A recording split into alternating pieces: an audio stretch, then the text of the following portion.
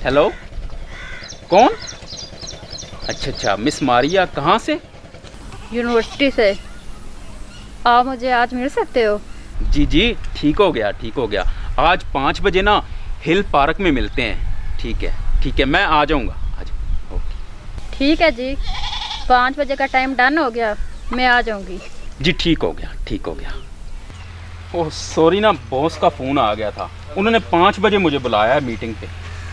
अच्छा, बॉस ने बुलाया है 5 बजे हिल पार्क में?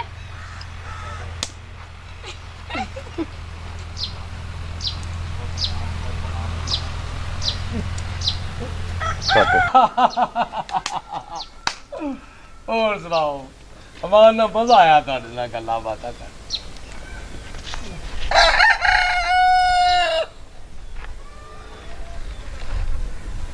बै कुड़िए, हुण ये दस, तेनू ये रिश्ता कबूल है?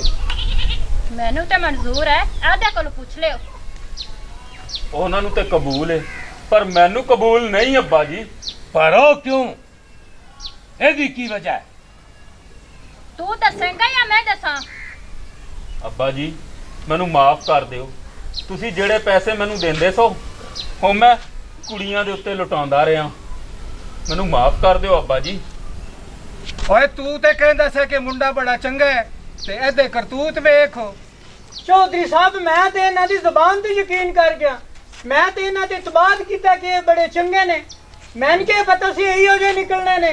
ਓਏ ਤੂੰ ਤੇ ਮੇਰੀ ਧੀ ਦੀ ਜ਼ਿੰਦਗੀ ਬਰਬਾਦ ਕਰੂ ਸੈ ਨਾ। ਮੈਨੂੰ ਮਾਫ ਕਰ ਦਿਓ ਚੋਈ ਸਾਹਿਬ, ਮੈਨੂੰ ਨਹੀਂ ਸੀ ਪਤਾ ਕਿ ਮੇਰੀ ਔਲਾਦ ਏਡੀ ਗੰਦੀ ਨਿਕਲੇਗੀ। ਮੈਨੂੰ ਮਾਫ ਕਰ ਦਿਓ।